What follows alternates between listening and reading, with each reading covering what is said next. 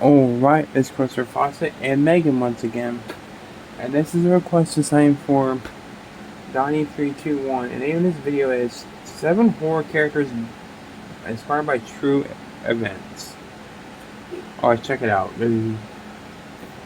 If you love horror movies like I do, you might find what I'm about to tell you unsettling at best. Horror movies are entertaining because they're fictional. Some of the best ones, like Halloween, Scream, and the Texas Chainsaw Massacre, introduced us to Michael Myers, Ghostface, and Leatherface, respectively. They're fun to watch because they give us a jump and show us the extreme evil that doesn't actually exist. Or does it? As it turns out, many fictional movie characters aren't fiction at all, but were actually based on real people and real events. After this, you'll never look at your favorite horror movie villain the same again. Please don't kill me. I love you, Megan, but please don't kill me.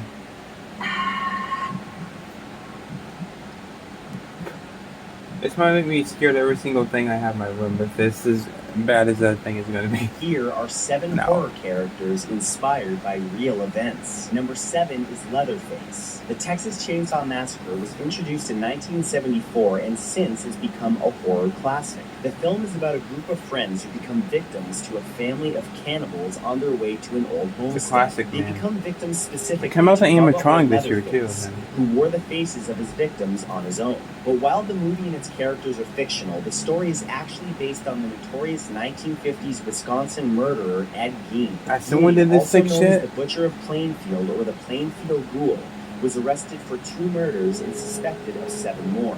Wow. He was also charged with mutilating 9 bodies that he dug up from graves. He used their bodies to fashion a waste basket, that's disgusting, and masks made of their skin and faces. He even placed human skulls. I just got done eating too. What the fuck? On his bedposts, stitched together a belt made of nipples, and collected other body parts. Oh my god. Trophies. He was the original Leatherface. I need you right now. Is Ghostface. Scream was introduced in 1996. I'm getting scared. It's become a staple in horror culture that has spawned multiple sequels. It follows high school student Sidney Prescott and her friends, who become the targets of a mysterious killer in a Halloween costume known as Ghostface. Ghostface was based on a real-life serial killer named Danny Rolling, aka the Gainesville Ripper. He murdered 5 students in Gainesville, Florida over 4 days in August of 1990, as well as a triple homicide in his home city of Shreveport, Louisiana, and in total confessed to killing 8 people. He was known for his style of using a knife to brutally execute his victims, which inspired the killing style of the Ghostface. Number 5 is Hannibal Lecter. That means someone actually got their face smushed open with a fucking garage door?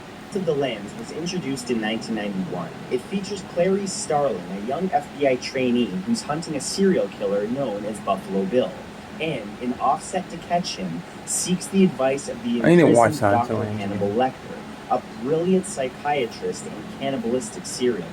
As it turns out, the character of Dr. Lecter was directly inspired by a little-known Mexican murderer named Alfredo Trevino. Trevino was a doctor who was interviewed by Thomas Harris, the original writer of the novel that the movie was based upon. While doing research at the Nuevo Leon Topo Chico Penitentiary, Harris saw Trevino save the life of an inmate. It wasn't until Harris was leaving the prison that he discovered that the doctor was actually one of the prisoners, convicted of slashing up his lover with a screwdriver into pieces small enough that they could fit into a small box. This became the inspiration for Hannibal Lecter. Number 4 is Regan McNeil. The Exorcist debuted in 1973. I heard this one. Follows the demonic possession of a young girl named Regan McNeil and her mother's attempt to rescue her through an exorcism conducted by a pair of Catholic priests. This movie has always been one of the scariest movies ever made, in my opinion. I love it. Makes it even it's a classic.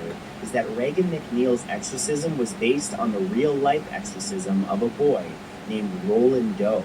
I've heard of this before. I've been saying it's true, some say it's fake. Several priests attempting to cure him of demonic possession in the 1940s. Like Regan McNeil in the movie and the novel it was based upon, Roland reportedly spoke in a gravelly voice and would demonically throw furniture and objects around the room. During 2 separate exorcisms, the boy became violent, breaking the nose of one of the priests and breaking out of his arm restraints, and even stabbed the other priest with a sharp object. Number 3 is Freddy Krueger, a nightmare on Why would you keep sharp objects around a possessed kid anyways? Elm Street was released in 1984 and is about several Midwestern teenagers who fall prey to Freddy Krueger, a disfigured supernatural killer who stalks and kills teenagers in their dreams, which in turn kills them in real life. Director Wes Craven was inspired to create the story of Krueger and his dream power after reading newspaper articles printed in the Los Angeles Times in the 1970s. The articles were about refugees who fled to the U.S. because of war and genocide in Laos, Cambodia, and Vietnam, and suffered disturbing nightmares so terrifying they refused to sleep. Multiple men and women who finally fell asleep after exhaustion ended up dying in their sleep. Number 2 is Pennywise. Stephen King's It, released in 1990, revolves around a group of kids who discover and vow to destroy an interdimensional predatory life form named It, which has the ability to transform itself into its prey's worst fears, specifically a sadistic, wisecracking clown called Pennywise the Dancing Clown. It was inspired by a real-life serial killer named John Wayne Gacy, I forgot about him. Tortured and murdered at least 33 young men and boys, 26 of which were buried in the crawl space of his home. Gacy regularly performed at children's hospitals and charitable events as Pogo the Clown or Patches the Clown. He became known as the Killer Clown due to his public services as a clown. The OG Killer Clown. The discovery of his crimes. His story, as well as both the movie and novel It, have greatly contributed to increased coulrophobia in our society.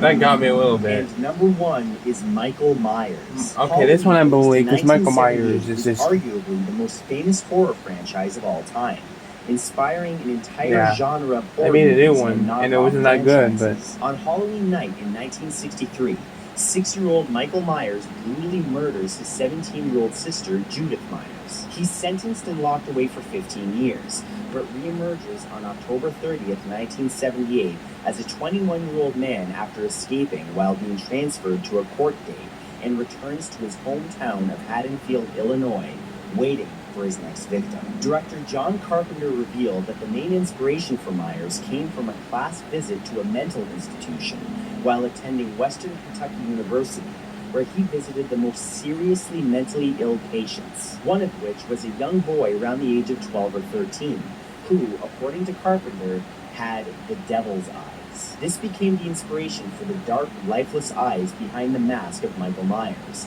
who would go on to become one of the most iconic horror movie characters of all time. Thank you guys for watching this, and I actually have some good news today. After a year and a half, I have officially re-enabled channel he's been gone for a long time. There are currently 3 tiers, and each tier gives you additional benefits like early access to my videos, discounts on merchandise, and you can add each other to social media. If you're interested in getting more out of my channel and my content, click the join button beside the subscribe button and check it out. Other than that, be sure to add me to all the things. All the links are in the description below, and I will see you next weekend. Thanks for watching. And those were super interesting. I've heard of John Wayne Gacy one. I think I've heard the Leatherface one, but the Freddy one, man, that one is no jokes, nightmare fuel. Man, those are most of us I haven't heard. I mean, the Pennywise one I've heard of because John Wayne Gacy, so yeah. She's pretty terrified right now. Anyway, hope you guys enjoyed that video. Let me know if you want Megan and more videos. Let me know if you want me to include Megan and react to my videos or not. I'll put a poll on my community tab if you want me to. And yeah, until tomorrow, I'm gonna get off here and go out for a walk. And yeah, thanks for watching, guys. Take care. See you on the next one. Have a good noon, night, morning, wherever you are. Until tomorrow, I'll see you all in the next video. Peace out, y'all.